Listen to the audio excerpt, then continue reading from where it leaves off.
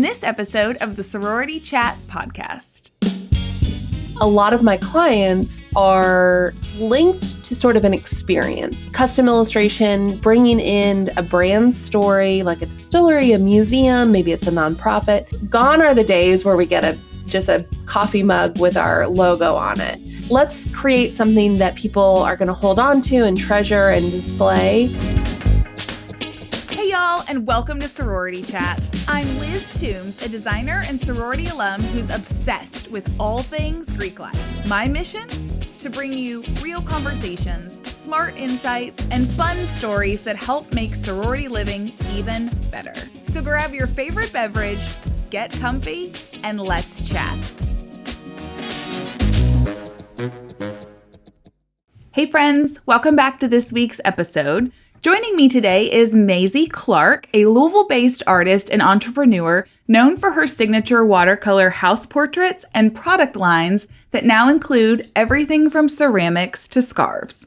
You may recognize her from collaborations with brands like Draper James or from her workshops. I've taken a couple of watercolor workshops myself out at Woodstock Lavender Farm, and she makes the whole process so fun and easy. Maizie and I go way back. We've known each other for a while through the Southern Sea and Instagram. She illustrated some things for an online course that I have offered in the past and was a guest on my previous podcast, Speak Your Style. So I'm so excited to have her here today to talk about her journey as a creative entrepreneur, how her sorority experience helped shape her, and what it looks like to build a business with heart. Hey, Maizie. Hey, thank you so much for having me. I'm thrilled to see you again. It's always nice to connect. I know it is. So you have expanded your products a lot since the last time that I talked with you. You know, you were doing mostly house portraits back in the day, and then now your artwork is showing up on a lot more products. So talk about that. Talk about how that came about and what that looks like for you.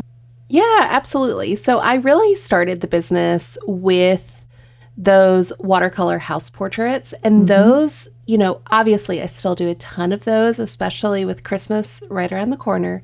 Yeah. I still do plenty of those, but really thinking about how to expand and how to create products, you know, not just that one-to-one that the house portraits are. You know, people typically buy them for a gift or for themselves.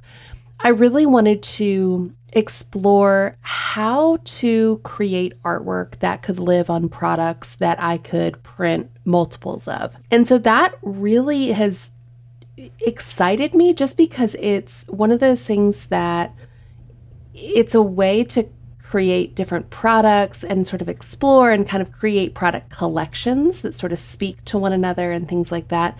And also it helps me work with different clients. I work with everyone from, you know, your local favorite gift shop to the museum store that you might visit on vacation. So it's just a really fun way to create custom artwork and create high quality products too. I think it's so cool just watching other entrepreneurs expand and grow, because I know what that's like too. You're always looking for how can you push the boundaries? How can you do more in your business? And it's like it's just a fun, interesting way to see how you can expand and what you can turn your creations into.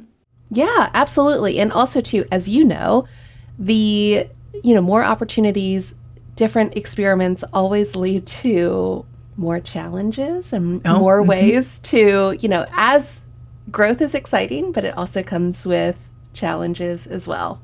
Are you like me though, that like you may say like, oh, this challenge sucks, or like, I don't like this. But at the same time, if everything was stagnant and boring and I was doing the same thing every day, I would not be fulfilled within my career. I joke that I am like, I maybe I should just go back and get a job. And I sort of kid where I'm like, I would last a day and a half. Because the first day I'd be like, ooh, this is nice. Someone's telling me what to do. You know, I don't have to worry about that. But about lunchtime on that second day, I think I would start to feel itchy. Like I would feel like I want to, what if we did this? What if we did this? I think being an entrepreneur creates this idea of everything can be better. Everything, being able to change so easily is exciting. And you don't always get that with corporate structures. So yeah, no, you're exactly right. The way that I work too, I think I could never work in an office with other folks because like once I'm in the zone and like, do not mess with me. Now, the rest of the day, sure, you can distract me all you want. But when I'm like in that workflow and like locked in, there's no pulling me out. Yes, absolutely. I typically have these headphones on and just, cancel out the rest of the world and focus because that is, that sort of flow state of actually getting work done is you got to take advantage of those. Yeah, absolutely. You were talking about corporate. You didn't start out your professional career doing the illustration business. You, like me, have a background in interior design. You did exhibition design before you got into this realm. So talk about how those early professional experiences and like your academic experience shaped how you approach your art and your business now. Yeah, absolutely. So the illustration kind of came from sort of a byproduct of the work that I was doing in college, in graduate school, and then also in a more traditional sort of corporate background. So I studied interior design for my undergrad, my undergraduate degree, and then went out into the workforce in 2008, which, if anyone remembers, trying to get a job in 2008, especially in the creative field, was a hard time. Recession is not the time to be looking for a creative career. But I worked at a international architecture and engineering firm in their interiors department, and I was helping with marketing pursuits right out of college. And I studied interior design. I thought, okay, I'm going to go be a corporate interior designer and design office spaces and the more I kind of learned about it and was exposed to different projects, I thought this was interesting, but I love the idea of a story. And how do we tell a story through space? And so it was kind of taking that interior design background and that design background and looking to what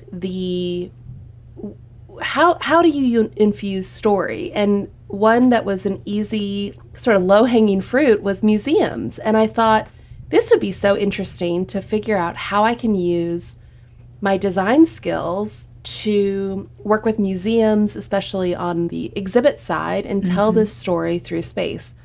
So that led me to go back to school and get my graduate degree in exhibition design.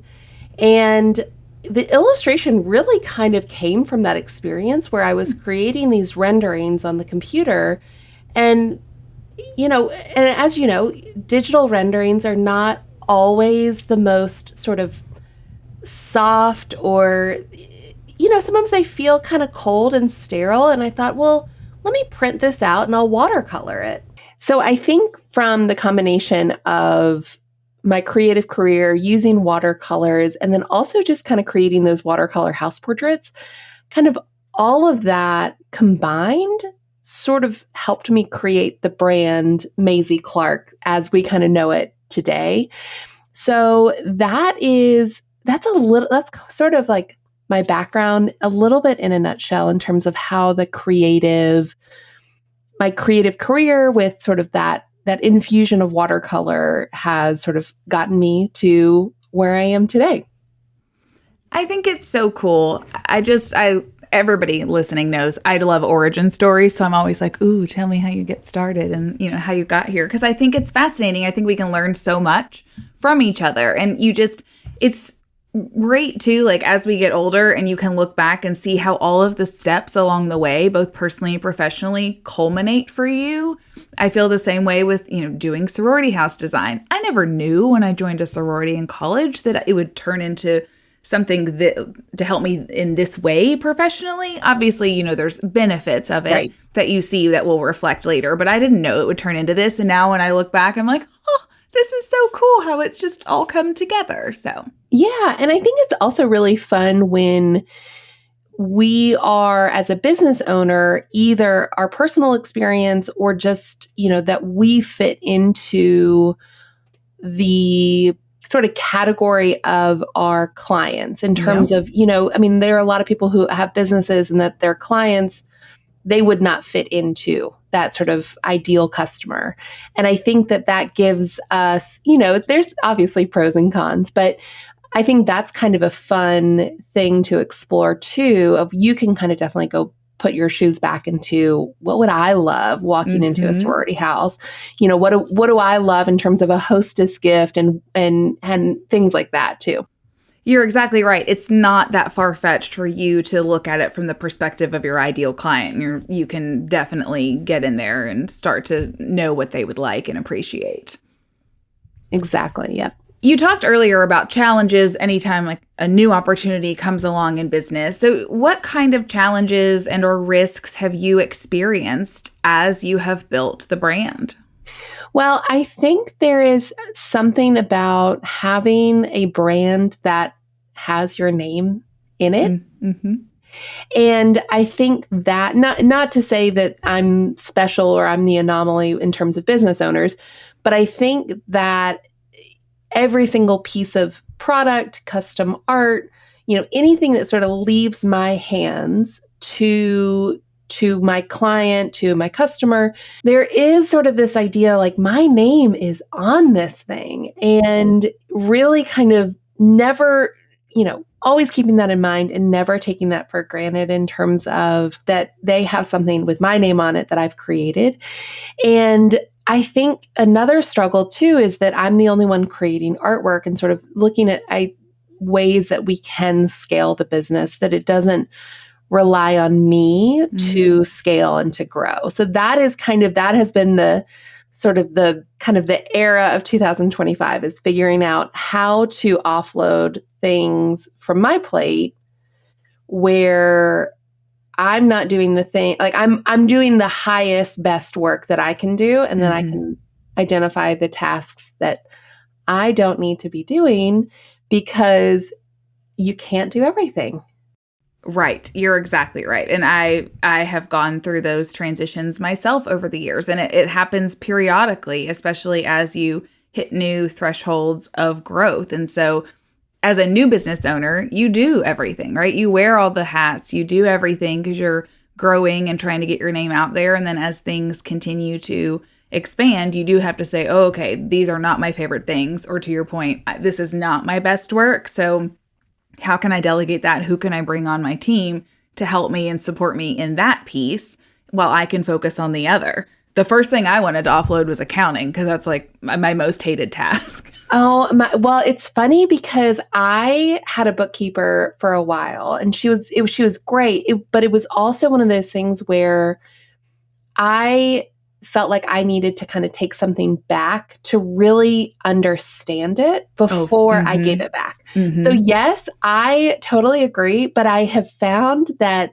learning more and more about reading those reports, running those reports, really gives you a lot of data. Do I love it? No, but I love, kind of the data that it gives me. But yes, agreed.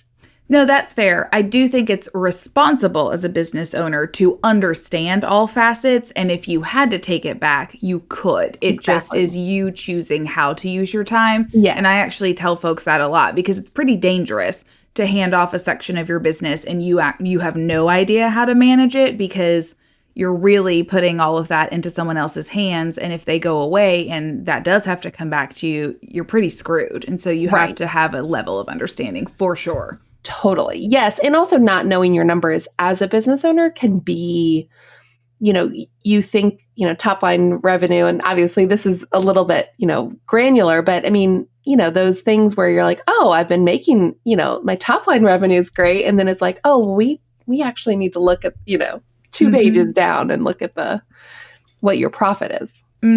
But that's really hard for creatives to do. That's not, most creatives don't get into their business because they want to run a business. They're doing it because they want to create and they want to put their art, whatever that looks like, out into the world. And then it's like, oh crap, like now I have to know this and I have to do this too. And so that's where you can have some mess ups, and you have to learn to avoid those pitfalls, I think. Oh, totally. And also too, I tell people when I interact with people in person, I say, if I didn't paint or if I didn't, watercolor and do all these designs, I would probably try to sell you something else, because I love the business part of it. I love the brainstorming. I love trying new things. I love all that stuff. Yes, but I obviously I got into this because I love creating joyful illustrations, but the business part of it has been a really fun thing to run in terms of, in terms of the business and kind of how everything works. I agree. And I would categorize that as sort of the defining line between a creative and an entrepreneur, right? Yeah. An entrepreneur enjoys the craft, but also creating, starting new businesses, expanding businesses, likes the business side. Maybe a creative just wants to do the work and doesn't love the business side as much. Exactly. Yeah, I totally agree. So I feel like I'm always wearing two hats or trying to kind of balance, a foot in each world. Mm-hmm. Yeah, I know. It's a constant seesaw almost of, how much time am I putting into the business? How much time I'm putting into creating? What's my role? And, what else do I need to support me in that role? 100%. Do you feel like the loving the business side has been always something that you've been in tune with, or like it's in your nature? Or do you feel like that has come from, you talked about getting a master's, you had a bachelor's. So like, do you feel like the business interest came from like your collegiate experience, or has it always been with you? I think it's always been with me, but I think that as a little kid, I was selling little concessions at my brother's sporting events. And then in high school, I was making necklaces and selling them. But I think that in terms of kind of traits that I find valuable or have been helpful as an entrepreneur, I think that I am a joiner and volunteer by nature in terms of, if there's a committee and people need a person, I'm raising my hand. And I've been that way for a long time. And I think that really in college and in graduate school, I think that really kind of blossomed for me in terms of kind of feeling a little bit more confident in myself, and also having new opportunities where I could volunteer and help out and things like that too. Yeah, we are similar in that way, like willing to step up, willing to volunteer and, do what's needed to be done. And so That's so funny that you were kind of doing sales as a young girl. I saw a need in the market.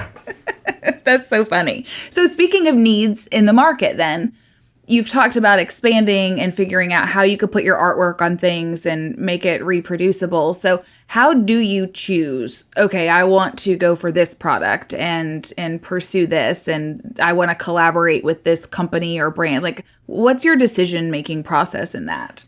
Yeah, that's a great question. I mean, there are a lot of considerations, and some of those are sort of chicken or the egg in terms of, sometimes the client, their market kind of dictates the product, and then vice versa. So I'll give you kind of an example. So a lot of my clients are linked to sort of an experience. And so think about, you go on a wonderful museum visit, and the last stop on that visit is typically the gift store. Mm-hmm. Or you go on you come to Kentucky and you go on a distillery tour and tasting, and then you leave through the gift shop and want to have sort of that memento to help you remember a day well spent, at those different places. So a lot of times, if we're thinking about sort of that experience-based retail client, a lot of those visitors are traveling. They might be traveling via plane. So we're thinking about products that they can easily put in a suitcase. It's still high quality, but, maybe they're not going to pick up a huge ceramic platter that then they're like, oh, I hope this doesn't break on the air, on the airplane. But also too, I think that there are some things, I do a lot of silk scarves, and I create illustrations that then are printed on silk scarves. And this is this is just exciting because it's a custom product that to some people, they just never thought that was a possibility for their brand. Maybe it's a fundraiser, things like that. So it's this idea of custom illustration, bringing in a brand story, like a distillery, a museum, maybe it's a nonprofit, and really creating these products that are high quality, are really well thought out, but also are custom to these stories and to these brands where, gone are the days where we get just a coffee mug with our logo on it. But let's create something that people are going to hold on to and treasure and display. And it just happens to speak to a brand or to a story. So it's sort of, it very much sort of depends on kind of the client and what direction they want to go. There might be different levels and different needs, but I think that's the fun of it. And I'm sure you agree in terms of every project is different. I mean, every project is different, from the design challenges to the client personalities to budget constraints. I mean, there are just so many things. And I think that my design background serves, it helps build these really great client connections and relationships where, I'm never going to say no. I'm never going to say, no, that's impossible. I'm going to say, well, maybe we can explore this different avenue. And I think that is, clients don't want to hear no. They don't want to hear no, And so it's fun to be able to say, hey, I have a really strong problem-solving muscle. Let's think about this from a couple different angles. So I think that the design background is such a great foundation as an entrepreneur, where you get all these random requests and you kind of have to figure out what it looks like as the end result, whether it be a beautiful sorority house or a tea towel or a silk scarf. So having that problem-solving, is top priority for me, is to be a good problem solver and keep it with all the other constraints that the client may have. Yeah, you're right. It's nice to kind of have some framework that you can work within, but you have to have that problem solving aspect because everyone is bringing to you different things, and that is what keeps it interesting. And so if you can figure out how to tweak things and make it work for them, then that's a huge win. Yes, exactly.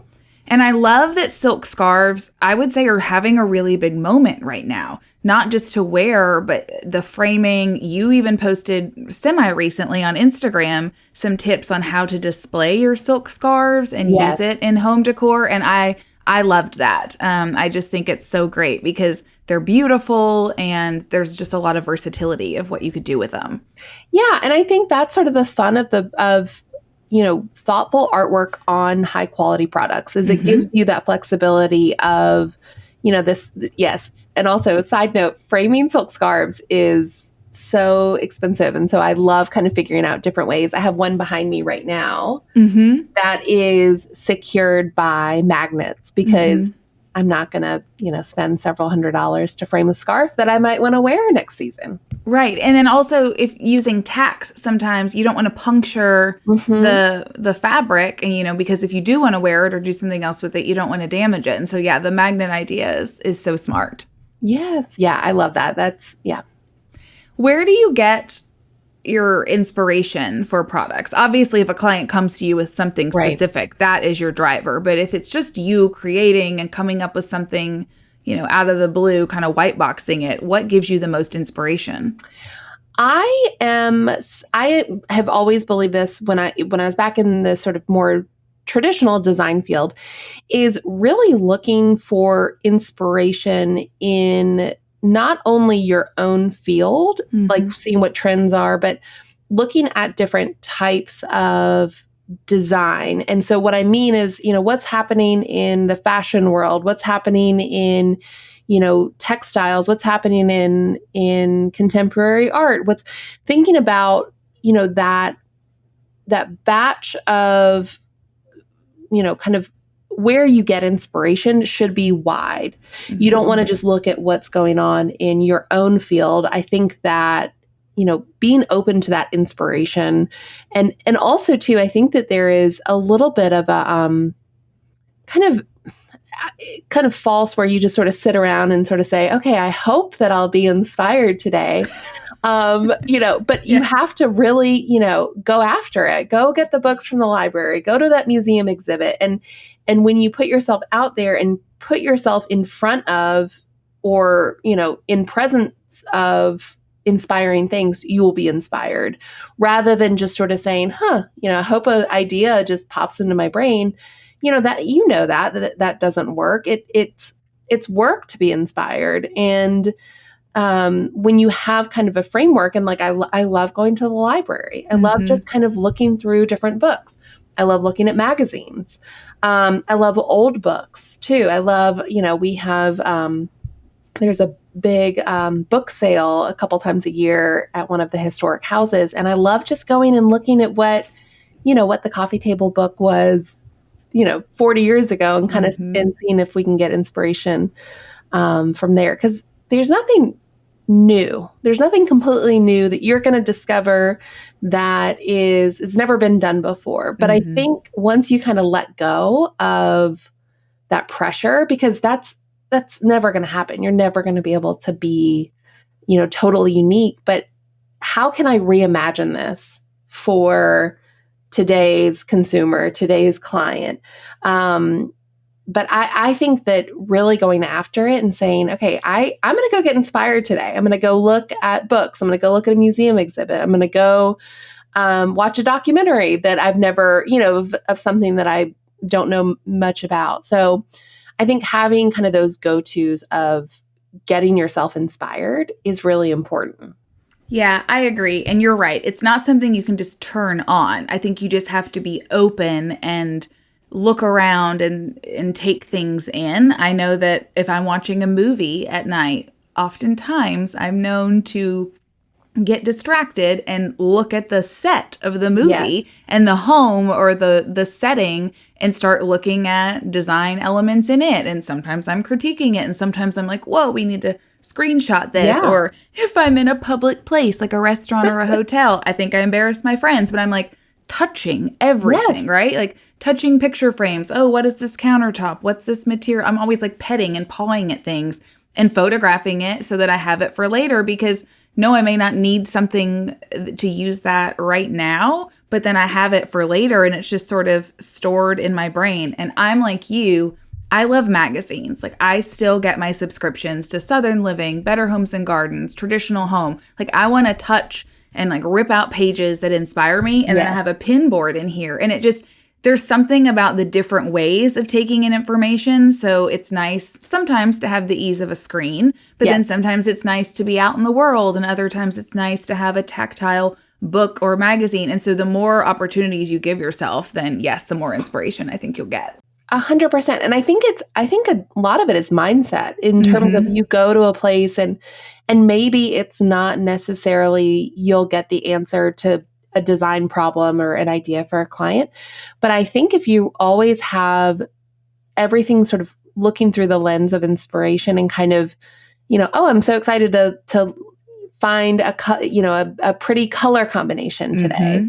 And maybe it's not something that's totally applicable to a current project, but having that, it's a little kind of hokey, but just sort of like that lens of, oh, what's going to surprise me today? What's going to catch my eye? And, so I think there's definitely an attitude that comes with that too. Yeah. Mindset is a good way to say that, just that being open and see what's out there. Yeah. Talk to me about your sorority experience and what you've pulled from that and taken into your professional life as a young professional. Absolutely. So my undergraduate degree or my undergraduate experience, I was at Furman University in Greenville, South Carolina, and I was a tri-delt. And I think that rushing a sorority, and also too, my sorority experience was one where Furman's Greek life wasn't sort of the end all be all as I mean, also too, that as an 18-year-old, you think, oh, I have to go this, one of two certain sororities, or, there's feels like there's a lot on the line. But I think a sorority is such a nice training ground for not necessarily entrepreneurs exclusively, but just sort of kind of that corporate world where, you have those people who are older, sometimes wiser. You have different opportunities to serve on different committees, to really kind of get behind I don't want to simplify it too much, but I feel like, your sorority is your brand. I mean, especially on a college campus, there's a brand, there's a reputation, and kind of really getting excited to promote and to, represent that brand the best that you can, whether it's we're the smartest, we're the nicest, and I think that it's just such a nice, it can be a very wonderful experience, especially someone who grew up with only brothers, love my brothers, but kind of having that opportunity to really enter into a sisterhood. And I think it's a fun thing too, where, you're at a cocktail party 20 years out of college and you meet another tri-delt and you say, oh, that's so funny. And so I think that there is this idea of kind of, I don't know, there is a sisterhood. And I mean, my own actual sister-in-law was a tri-delt where she went to college. And so it's kind of funny where it's like, these little ways to connect to people, and I think that sororities kind of give you that opportunity to, I don't know, have that sort of commonality with people, even if they didn't go to your same school in the same part of the country or whatever. But yeah, I think it's just a really wonderful way to get involved, to learn a new skill, to, maybe some conflict resolution too, sometimes. A lot of people living together, that's a challenge in itself. So I think that there's a lot of wonderful lessons that being in a sorority can give you. And sometimes it's, what not to do or what not, how not you want things to be. But I think it's just, I don't know, it's a really wonderful way to connect and kind of, I don't know, find those commonalities between people is kind of a fun way to discover, when you're talking to someone. I agree. We need some kind of commonality anytime we meet someone, kind of that micro connection that then furthers the conversation. And so you're exactly right. It's just sort of a jumping off point, and then you never know where a relationship or connection can go from there. But it's a great way to get out there and to network, and it offers you a lot of, I love that you said the conflict resolution because I agree fully. There's just so much when you're leading a group or you are in a group and being led by a sister, you really have to learn how to work with people, and that prepares you for adult life and working life. Yes, absolutely. And I think, there are always going to be people that maybe you don't, that there are always going to be people that you're drawn to or people that you don't necessarily get along with. But I think that having the ability to say like, okay, we don't agree or agree to disagree. And I think that it kind of helps you sort of navigate those future relationships that aren't always perfect. Maybe it's a job, with a manager who's not pleasant or, and so I just think it gives you more opportunities to navigate future relationships. I agree. What advice do you have for young artists or entrepreneurs as they're starting out and they want to build a creative business? I think that working in a corporate setting is a really valuable tool in terms of how you would structure a future endeavor, whether or not that's a freelance business or it's a full-blown brand. I think being able to make mistakes and learn on someone else's payroll is, I think that, there are obviously people who finish school and automatically open up a business. And there's pros to that. But I think having that experience of going into an office, working with a bunch of different people and not calling all the shots is really helpful. I think also too, something that and we kind of spoke about this a little bit earlier, but your network of people that not necessarily business contacts, but just people in your world who know you, who recommend you, who are a fan of you, who are cheering you on. I think having a strong network is crucial to any entrepreneur. It doesn't matter whether you're creative or not, whether, the business is creative or not, but, and having a good network means being a good, contributing member to that network, cheering others on, giving other people resources or things that you've learned, passing that along. Also connecting other people in terms of, being kind of that good group member, being that good sorority sister where you're looking out for everyone else, for other people's needs and things like that, because it's always going to come back to you.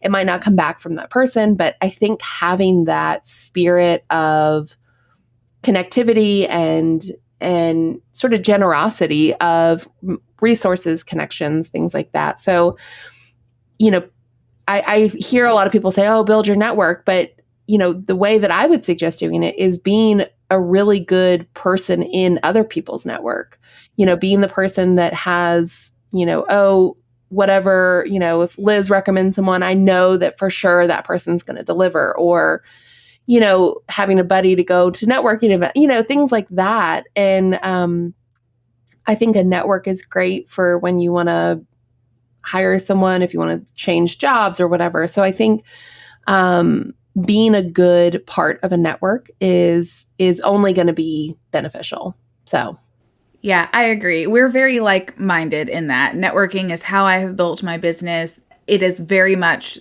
how I view this podcast, is connecting with my network and promoting them and just getting re-engaged, because everyone is kind of spread nationally. And so there's not that, let's go to lunch, or, we're going to be at this networking event for the chamber together. It's just a way to connect. And I also agree with your advice on working for someone else when you first get out, because you don't know what you don't know about running a business, and it can get overwhelming. And so if you get out there and start to learn and get experience, there's so much that you don't even realize you're absorbing that becomes beneficial down the road. Like, I worked for 2 small businesses before I started my own. It equated to 4 years in the workforce. So it wasn't a long time, but I really did learn a lot. And then I can even point back to being a teenager working in retail for brands like Gap and Claire's. I learned a lot there too, because they're very different types of businesses. And so you can use all of that experience to shape when you are forming your own company. Oh, 100%. Like, my first job right out of college, I was in the marketing department for the interiors department, for, interior design. And looking back, learning how to write a proposal, write marketing materials. I mean, that is, building a brand and marketing are one and the same. And I was able to learn, the best practices, what not to do, like all of these things for an international firm. Obviously I'm working more regionally these days, but having that kind of global mindset and kind of figuring out, sometimes that proposal, sometimes that piece of marketing material is the first introduction to your brand. So make it the best you can, and so I am a 100% in favor of never thinking a job or an experience is wasted time. I think that if you think something is a wasted time, then you haven't kind of considered it enough. I mean, it could be something where it's like, I'm never, ever gonna, do this type of work ever again. That is so valuable. You've shortened that, decision-making by saying, okay, I'm never gonna, do projects on, the moon or what, I'm kind of making a joke, but, you are learning so much, and it's kind of like the mindset of inspiration. Like, if you go in and say, okay, if you're in a job you don't like, or if you're, what can I get from this in terms of a learning experience, that rather than just say, this stinks, like, I hate this. Yeah, you could hate it, but there's always something to value. So yeah, I think that's always important. And also too, I know if you're in a situation where it's not great, it's easy for me to say, like, buck up, you'll learn something. But really and truly, I mean, like, I think people who have had bad work experiences or whatever can always find something of value. I agree. Very sage advice. Thank you. Maizie, if people want to connect with you, what's the best way for them to get in contact? Yeah, absolutely. It'll be on my website, MaizieClarke.com. And then I'm also on Instagram most times. And that my handle there is @Maizie Clarke. And I would love to connect with you. Awesome. That's great. We'll put all of that in the show notes as well. And I really appreciate you coming on, Maizie. As always, it was lovely to chat. Oh, thank you so much for having me.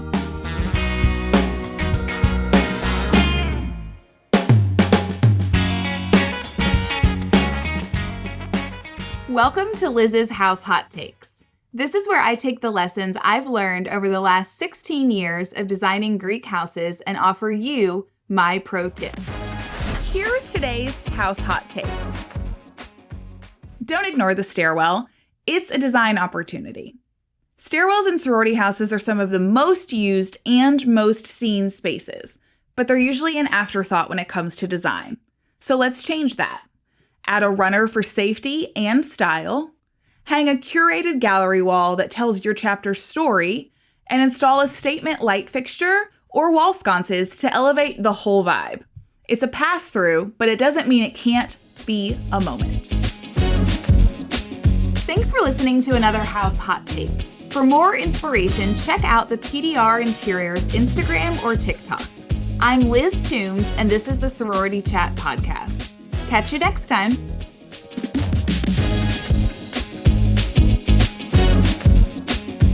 Thank you so much for tuning in. If you're listening on a podcast platform, make sure to follow the show so you never miss an episode.